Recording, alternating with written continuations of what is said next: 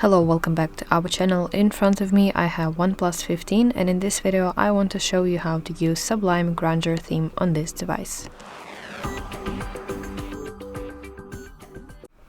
So you have to long press on your home page, on your home screen like this, and at the bottom you want to select Wallpapers and Style.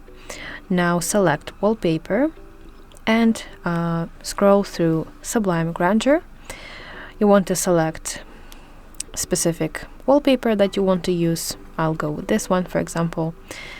So this will be your future home screen.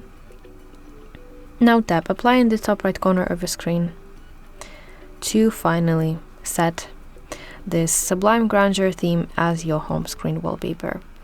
The same you will do for your lock screen. So that's it. I really hope that you find this video helpful, and if so, please like this video and subscribe to our channel to see more content like this.